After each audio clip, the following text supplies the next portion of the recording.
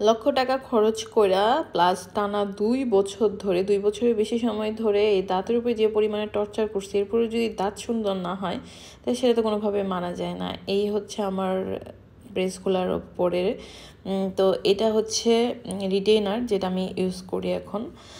আজকে আমি আমার নিচের পাটির ব্রেসটা খুলবো, আর এটা হচ্ছে উপরের পাটির জন্য। আমার উপরের পাটির ব্রেসটা 3-4 মাস আগেই খুলে ফেলছি, তো এটার জন্য আমি রিটেইনার ইউজ করি। এটা হচ্ছে ট্রান্সপারেন্ট, এটা পরে যে কোনো জায়গায় যাওয়া যায়, শুধু খাবার সময় এবং দাঁত ব্রাশ করার সময় এটা খুলে দাঁত ব্রাশ করলেই হবে, আর খাবার খাওয়ার পরে আবার দাঁত ব্রাশ করে এটা পরে নিলেই হবে। আর একটা আছে ম্যানুয়াল, যেটা হচ্ছে মুখের মধ্যে জিহ্বা দিয়ে চাপ দিয়ে ধরে রাখতে হয়। ওইটা পরলে আসলে সব জায়গায় যাওয়া যায় না, ওইটা রাতে ঘুমানোর সময় পরে ঘুমাইতে হয়। আর এইটার সুবিধা হচ্ছে আমি দিন-রাত 24 ঘন্টায় পরে থাকতে পারবো, যেখানে খুশি সেইখানে এটা ক্যারি করতে পারবো, কোনো অসুবিধা নাই। আর এটার দাম হচ্ছে 10,000 টাকা, আর যেটা ম্যানুয়াল ওইটা 5,000 টাকা আর কি। তো এখন আরও কিছু ইনফরমেশন শেয়ার করব, যেটা হচ্ছে এই 2 বছরে আমি ফেস করছি কিছু মানুষের নানান ধরনের কথাবার্তা, প্রশ্ন, তারপরে কেমন খরচ হয়েছে, এই বিষয়টা আপনাদের সাথে এই ভিডিওতে শেয়ার করব। আর আজকে হচ্ছে আমার লাস্ট ডেট ব্রেস পরা অবস্থায়।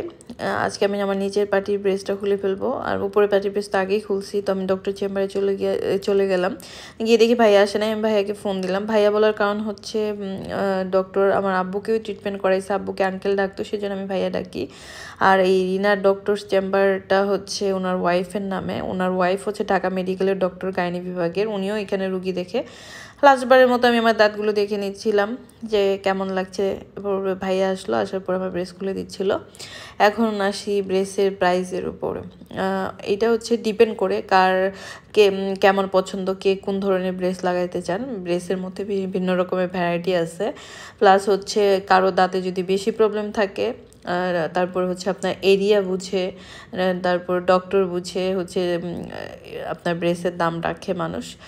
এখন ভাইয়ের সাথে আপনারা যোগাযোগ করবেন। মিনিমাম আমি একটা আইডিয়া দিই, মিনিমাম হচ্ছে 80,000, আর ম্যাক্সিমাম হচ্ছে 1.5 লাখের উপরে। তো তারপরে আপনার রিটেইনারের প্রাইস আছে এক্সট্রা করে 10,000 টাকা। আর কারো দাঁতে যদি প্রবলেম থাকে সেক্ষেত্রে এক্সরে করানো হয়, ওগুলার বিভিন্ন রকমের খরচ বাবদ ভাইয়া এটা আইডিয়া বলতে পারবে। আপনারা চেম্বারে এসে কথা বলবেন, আমি ভাইয়ার কন্ট্যাক্ট নাম্বারটা কমেন্ট সেকশনে দিয়ে দিব।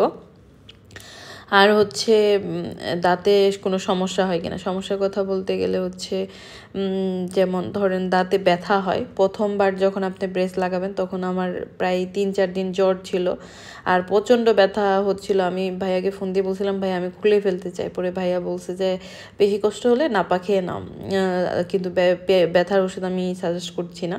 পরে 2টা নাপা খেয়ে নিয়েছিলাম 2 দিন, আর এরপরে আমি আর নাপা খাই নাই।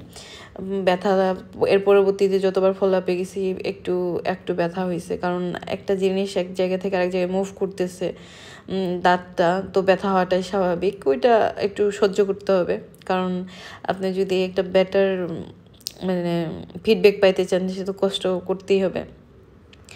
তারপরে হচ্ছে আসি কিছু অকওয়ার্ড কোশ্চেন নিয়ে, যে আমি খাবার খাই কিভাবে, দাঁত ব্রাশ করি কিভাবে, আমার দাঁত কি সবগুলা খুলে পড়ে গেছে কিনা, সেজন্য আমি সেটা লোহার চেন দিয়ে আটকায় রাখছি কিনা, এই ধরনের কোশ্চেন। তারপরে অনেকে বলতো কি যে আমি দেখতে চাই তুমি কিভাবে দাঁত ব্রাশ করো, আমার সামনে একবার দাঁত ব্রাশ করবা কিনা। তারপরে হচ্ছে আব্বু যেহেতু নাই, মারা গেছেন, সো আমাকে সাংসারিক কাজ সবগুলাই সামলাতে হয়। তো সাংসারিক কাজে যেমন বাজার করতে গেলে দেখা যায় তোদের দোকানদাররা আমার মুখের দিকে তাকায় আছে, একটা অকওয়ার্ড সিচুয়েশন। এমন এমন জায়গায় যাইতাম, যেহেতু আমি একটা সাবার এরিয়াতে থাকি, সাবার এরিয়ার মানুষ হলে 60% মানুষের এটা সম্পর্কে খুব একটা আইডিয়া নাই। তো আমি যেখানে যাইতাম গিয়ে স্বাভাবিকভাবে কথা বলতে পারতাম না, হাসতে পারতাম না। যদিও হচ্ছে এটা আমার আগে হয়তো, আমি আগে হচ্ছে খুব একটা হাসতাম না আগের ছবিগুলোতে। এখন যতটা কনফিডেন্ট পাই নিজের মধ্যে, ওই কনফিডেন্ট আগে ছিল না। আসলে হাসি সুন্দর হলে মানুষ হেসে হেসেই কথা বলে, এটা স্বাভাবিক। এখন আর ওই অকওয়ার্ড সিচুয়েশনে পড়তে হবে না আশা করি, কারণ হচ্ছে আজকে আমি ব্রেস খুলে ফেলছি। এই যে মানুষের নানা ধরনের কোশ্চেন, এটা আর করবে না কেউ কেউ হচ্ছে এমন এমন কোশ্চেন করতো আমার হাসিও পাইতো, আবার হচ্ছে বিরক্তও লাগতো মাঝে মধ্যে। অনেকে আছে যে একটু বেশি কোশ্চেন করে ফেলতো, বাজেভাবে মিন করে কথা বলতো। তো যাই হোক, অনেকে বলতো কি আমি নাকি দাঁত ব্রাশ করে দেখে দাঁতে পোকা দিয়ে দিছে।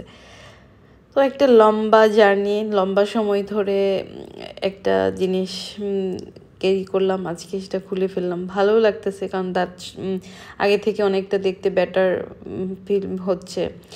সো ভালো লাগাটাই স্বাভাবিক। আবার হচ্ছে একটু ব্যথাও পাইছে আজকে ব্রেস খোলার সময়, যদিও ভাইয়া কেয়ারফুলি ওইটা খুলে দিচ্ছিল, কিন্তু আমি মুখ একটু নড়াচড়া করার কারণে দাঁতে ব্যথা পেয়ে গেছি। আর ব্রেস সম্পর্কে যদি আরও ডিটেলসে জানতে চান আমাকে কমেন্ট বা ইনবক্স করতে পারেন। আমি ভাইয়ার নাম্বারটা কমেন্ট সেকশনেও দিয়ে দিব। আর কেউ যদি আরও ইন ডিটেলস জানতে চান তাহলে ইনবক্স করতে পারেন। আজকে এই পর্যন্তই। আল্লাহ হাফেজ।